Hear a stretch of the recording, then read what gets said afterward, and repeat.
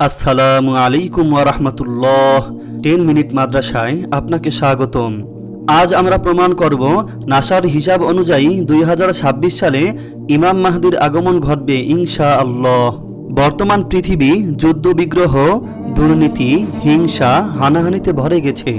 ব্যক্তিগত ও সামাজিক সকল ক্ষেত্রে মানুষের নৈতিক অবক্ষয় আজ চরম পর্যায়ে পৌঁছে গেছে। সিরিয়ায় বর্তমানে যে যুদ্ধ চলছে, এই যুদ্ধ বন্ধ করার মতো কোনো শক্তি পৃথিবীতে নেই। এই যুদ্ধে পৃথিবীর 80টি রাষ্ট্র যুক্ত হবে এবং সর্বশেষ এটা তৃতীয় বিশ্বযুদ্ধে পরিণত হবে। হাদিস অনুযায়ী একমাত্র হযরত ইমাম মাহদি পৃথিবীতে মহাশান্তি ফিরিয়ে আনতে পারবেন। তাই ইমাম মাহদি আগমনের ঘটনাটি বর্তমান পৃথিবীর মানুষের জন্য একটি বিরাট ঘটনা। আল্লাহ পাকের অশেষ রহমতে আমরা গবেষণার মাধ্যমে ইমাম মাহদি আগমনের বছরটি খুঁজে পেয়েছি।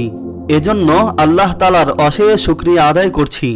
আখিরি জামানার এই সর্বশ্রেষ্ঠ ঘটনাটি আল্লাহর হাবিব রাসূলুল্লাহ সাল্লাল্লাহু আলাইহি ওয়াসাল্লামের বংশধরের মধ্য হতে হযরত ইমাম মাহদির শুভ আগমনের সেই বহুল প্রতীক্ষিত বছরটি আল্লাহ তাআলার অশেষ রহমতে আমরা আবিষ্কার করে সারা পৃথিবীর মানুষের কল্যাণের জন্য জানিয়ে দিলাম, যাতে করে মানুষ সতর্ক ও প্রস্তুতি নিতে পারে।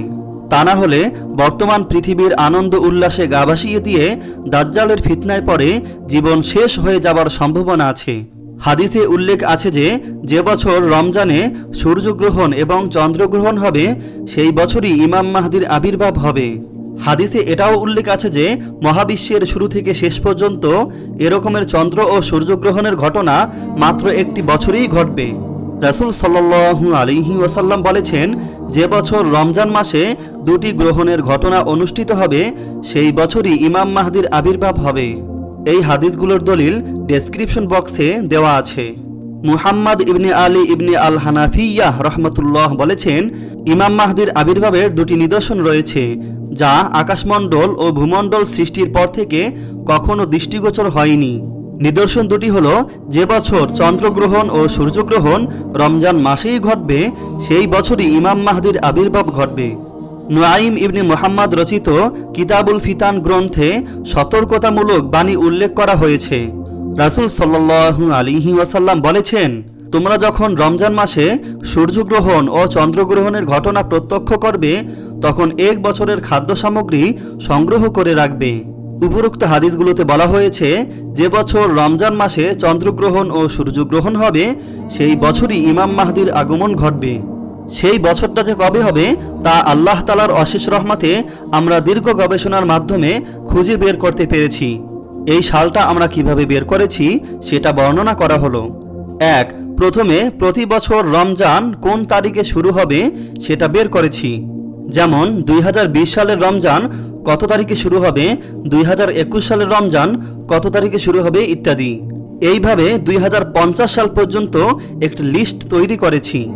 2, প্রতি বছর চন্দ্রগ্রহণ ও সূর্যগ্রহণ কত তারিখে হবে সেটা বের করার জন্য ঘ-ঝ-অ এর ওয়েবসাইট ব্যবহার করেছি, যেখানে আগামী 100 বছরে কোন বছর কত তারিখে চন্দ্রগ্রহণ ও সূর্যগ্রহণ হবে তার ডাটা টেবিল আকারে উল্লেখ আছে।